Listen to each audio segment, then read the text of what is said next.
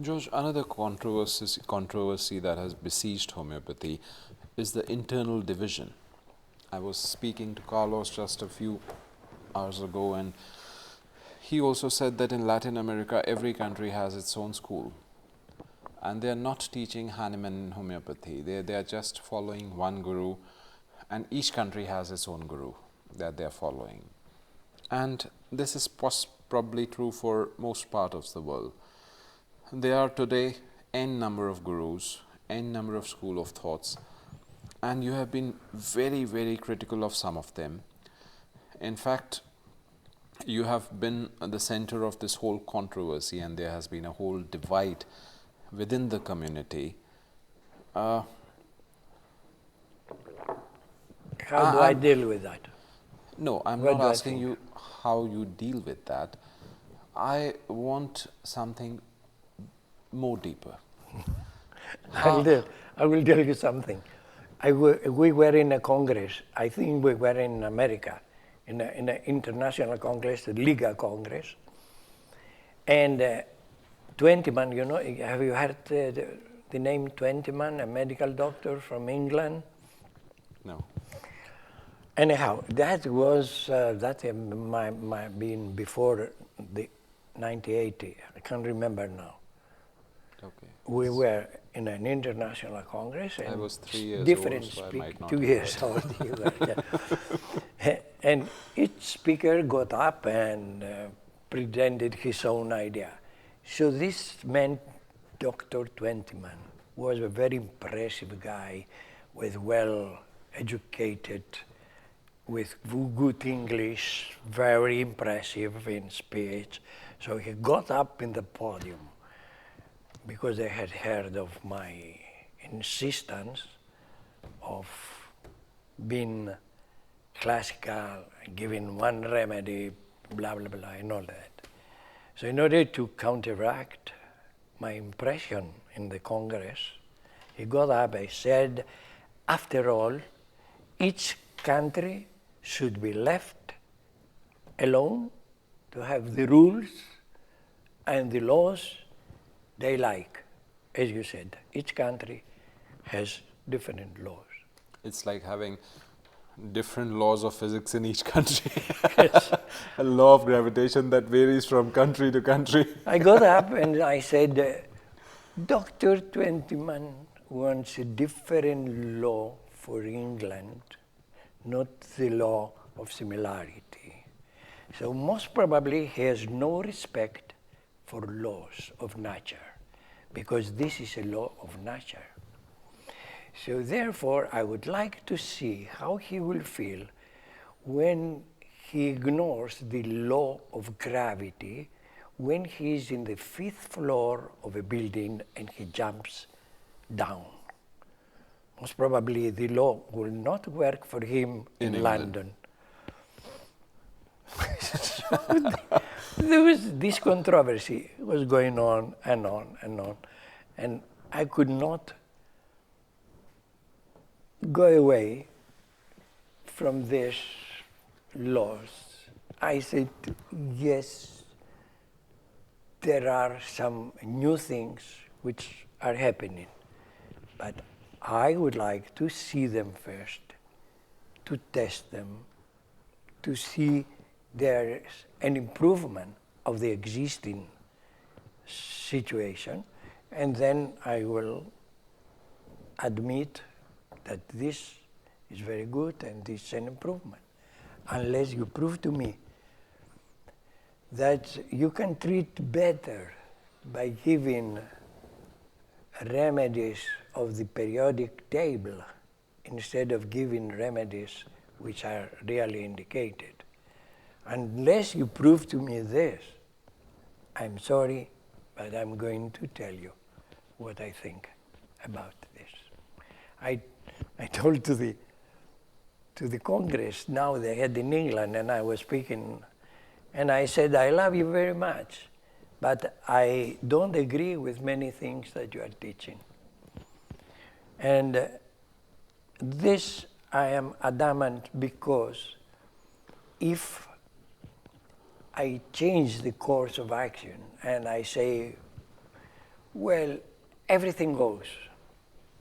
It is like admitting that whatever anyone can say and inject into the system is acceptable, as long as somebody says that. Why? My question to you, George, is that our community is sick. Is sick. We are diseased. As a community, we are diseased. And probably at level 8 or 9. I hope not.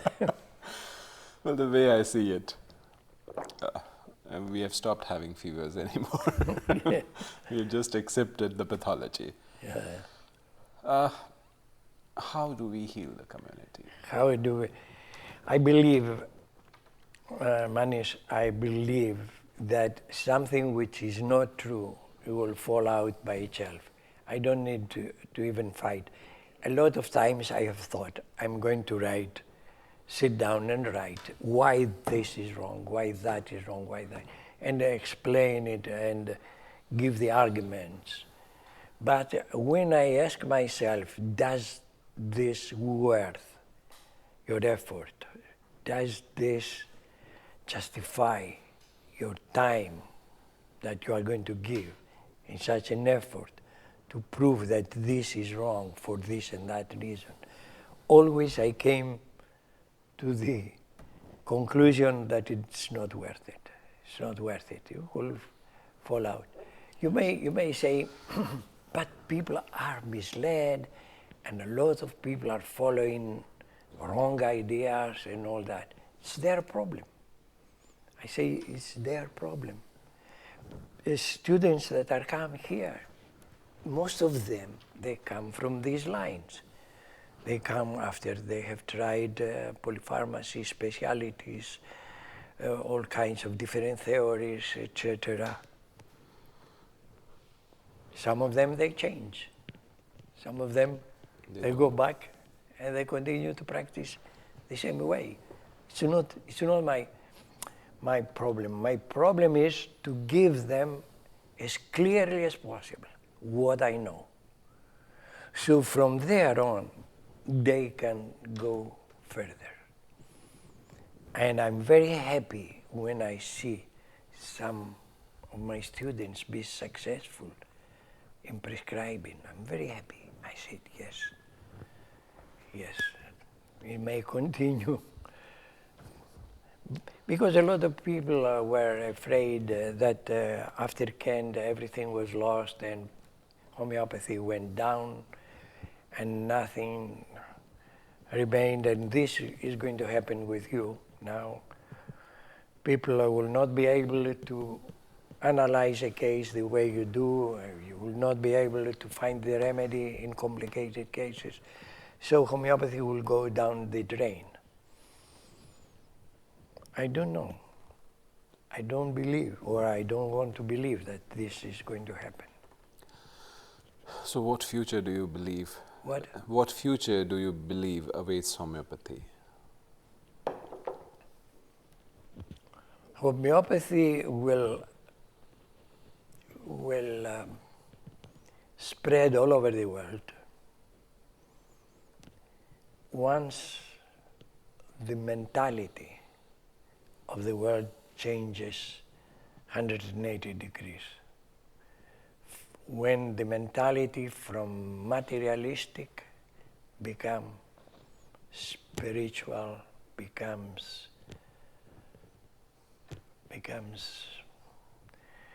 how can I say, spiritual, maybe it's not the right word. Now the world is going towards a path which concerns itself with how much the individual will earn, will gain, how much the individual will project himself either with skills, ambitions, money, riches, etc., etc. The individual. When the world will change to how much I will be happy if the others are happy, if I can give them something that will make them happy, if the individuals, if the mentality of the world changes from that selfish attitude to an attitude of community, love and helping each other, then homeopathy will spread together. As long as the society will remain a selfish society, egoistic, etc., homeopathy will be resisted because it's not a healing for that type of society. So probably another 500 years before we see 500 years. Because the I kind have of calculated that maybe in 3,500 we'll be able to see that. we'll be able to see that. A society totally different. But not very soon. The kind of society we are living in today, I don't see it happening anytime soon either. Anytime soon, no. But what as homeopaths we should do to move forward in that direction? Because we cannot just give up simply because it's not happening anytime soon. Even if there are people who will strive, who will work in that direction, only then a larger change will occur in society. So what we as individual homeopaths and as the society, as the community of homeopaths should be striving for doing to make that far future come a bit earlier? Well, the same question was asked in the Congress I spoke in London, same question. So my answer was, they said actually how we, the younger generation, can contribute something through homeopathy which will be valid, etc. I said, spend your time mostly on studying and less on pleasure. The moment that you get the enthusiasm of this science, then you have to apply yourself and study, really study.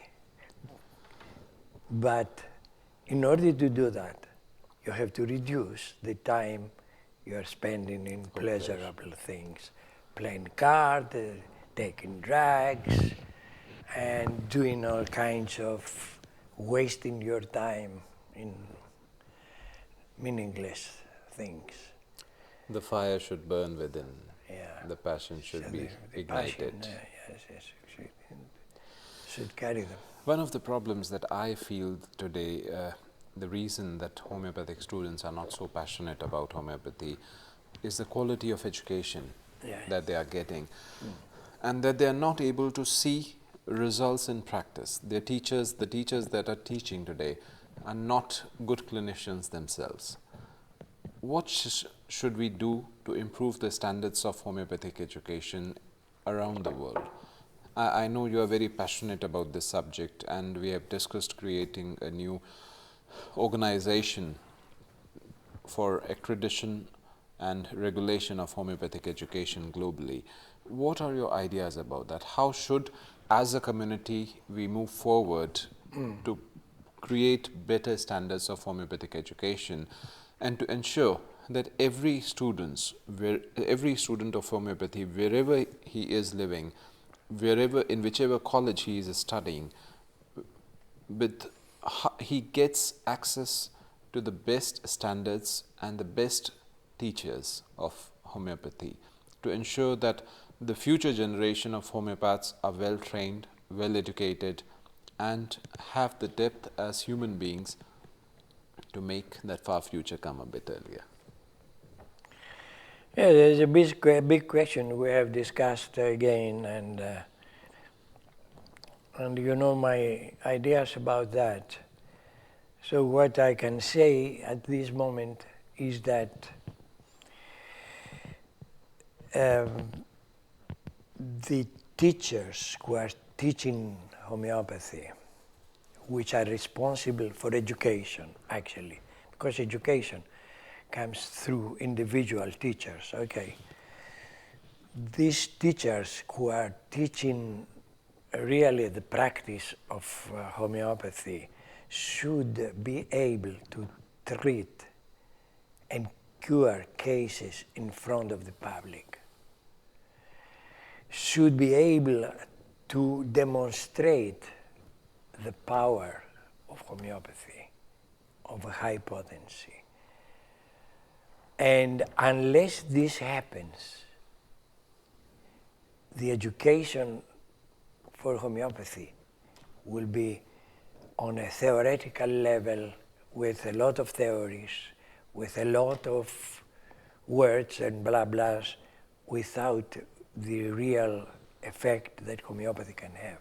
So unless the students, they see that and how this happens, unless they see the miracle with one dose that there is a change, how can they believe? It's very difficult to believe. Who is going to show them? The teachers. But if the teachers, they hide behind theories and things like that, and they are not able to demonstrate it, really, who is going to believe them? Then the teachers, those who they have to demonstrate something, they rely on very low potencies, which they usually they have some effect, and mixtures of remedies. So we have to create an accreditation committee that will recognize that this teacher, the John and the Peter and are good standard teachers, and you could follow them, but this has to be accredited by a forum, by a committee that can recognize the validity of such teachers. So these teachers could teach like teaching in a class in their own country, but through our means that we have today, this could be projected in every country. So it's not difficult if the will is there. There is no will for such a thing. Because it's who is George, who is the John, who is this, I am better than them. So if there is this kind of mentality, it's very difficult. But I really think that your e-learning program is breaking barriers, and students across the world are now able to get the best of education from you. And I really feel that as many students as possible should enroll in the e-learning program of the Academy, because you get the best Hahnemannian education that anybody can get anywhere in the world. And with the level of connectivity that we have, the speed of internet that we have, it's like sitting in the classroom here. So I don't feel now that anybody can give an excuse that we don't have good teachers, so we can't become good homeopaths. You have the e-learning program of the Academy, and I think every serious homeopathic student and homeopath should investigate the possibility of taking up the e-learning program at the Academy. It is an excellent program. George. This is, thank you for what you are saying and the appreciation of my teaching. I don't believe I'm the only one that can really demonstrate the effect of homeopathy. There are quite a lot of people, but they are opposed by teachers who are afraid that if this is exposed publicly, they will go out of their profession, you see, profession that they are teaching homeopathy. And there is a lot of resistance for my teaching from teachers who they say, don't go to homeopathy, don't go to George, don't go to George. The other day, I don't remember, you were here, an English doctor, a medical doctor was here. Yes. And was telling me that by the time I was teaching, the faculty, people who taught there in London, they were telling the young doctors, if anybody goes to George, to listen to George, will be stricken off the faculty. Their names will be Removed. yeah, it's a criminal act. You know, this kind of thing continues. It's There is okay. no question. There is a saying in India, Satyamev Jayate, which means the truth wins in the end. And as you said, that we have to do what we have to do and leave the rest to the God and destiny. What else? Yes, that's the best we can do. And the way Yeah. you're working for homeopathy at this age, you are an inspiration. Not just to me, to thousands and thousands of homeopaths who come here. I have seen such love in their eyes. I don't have words to reproduce those feelings. Yeah. I've seen people here who are coming here since last close to 20 years, and they come here every year. And I've put question to them, what is it that brings you back? I mean, it cannot be knowledge. It cannot just be knowledge. And they all feel that there is something more. It's your charm. They love you. It's as simple as that. They love you.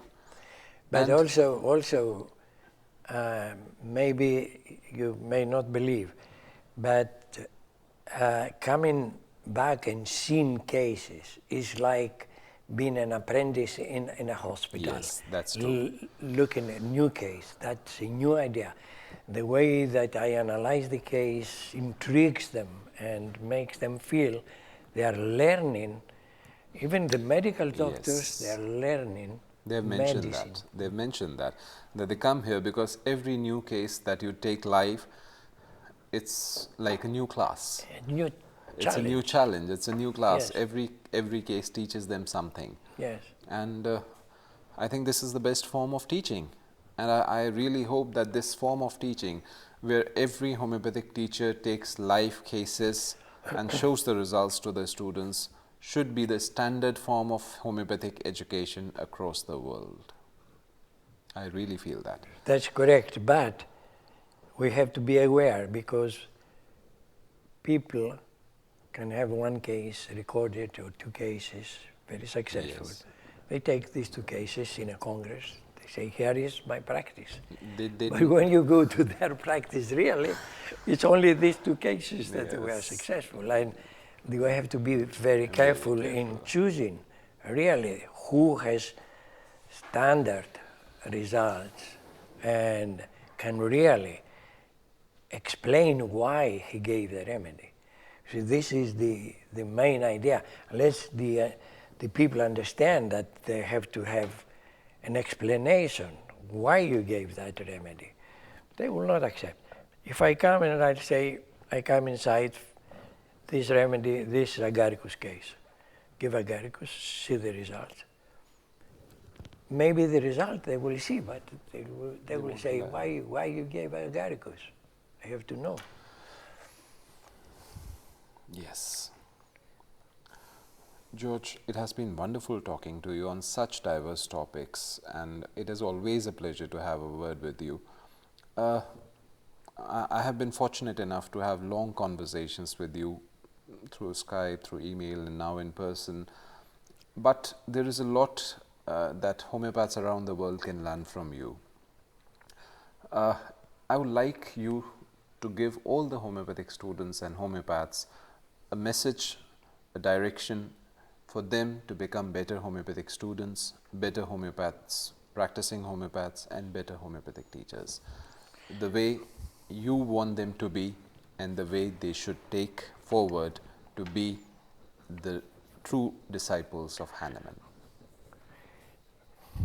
Well, it's always very difficult to talk about myself, but what I can say at this moment is that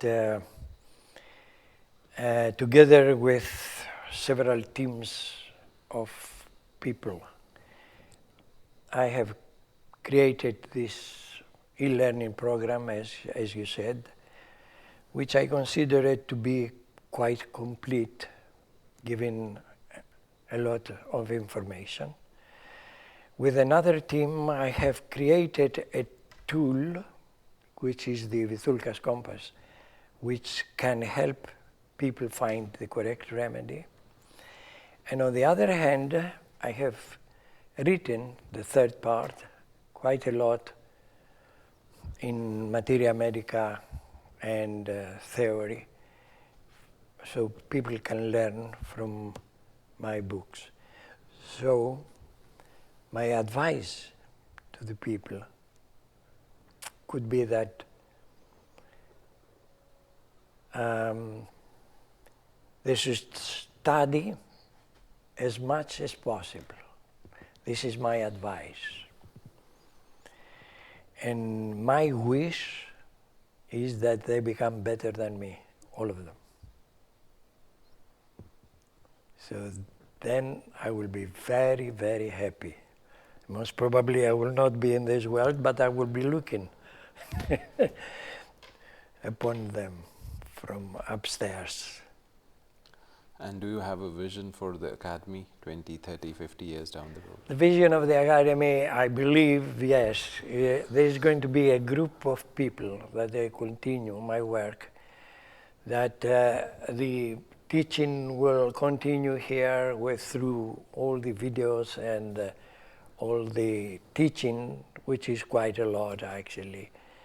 And that this will be a center for classical Hahnemannian homeopathy. Excellence in classical homeopathy. Well, and we also have Vithoulkas compass now, your brain preserved for eternity. I hope. We try to improve it as much as possible, yes, to make it as refined as possible, and also the e-learning goes more and more information in the e-learning. And I hope in the end I may be able to say what Hahnemann said in the end of his life.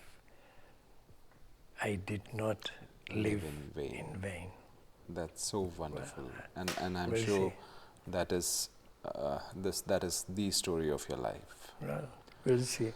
So friends, it has been wonderful talking to the one and only Professor George Vithoulkas, and the message that we get from this interview is that to become good homeopaths, there are two essential qualities. The first quality is that you learn to be yourself, you learn to be true to yourself, you evolve as a spiritual being. And the second thing is that there are no shortcuts to become better homeopath. Study as much as you can, work hard as much as you can.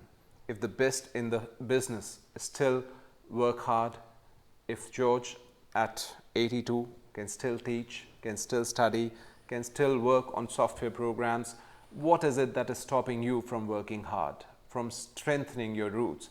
This is what this academy is for. If you ever get a chance in life to come here, be here. There's no other place on this earth like this. With these words, George, I thank you so much for being on a hot seat once again. It has been a pleasure talking to you. Thank you so Manish. much. Thank you, Manish. And I must say, Manish, that you are a person that I consider really valuable in this effort to revive homeopathy in the world. And I have observed your efforts through history. And I see you are an honest person, a person with great talents and power, and I will be very happy that you may devote all your energies into reviving Hahnemanian homeopathy. Amen. Thank you. Thank you so much for your kind words.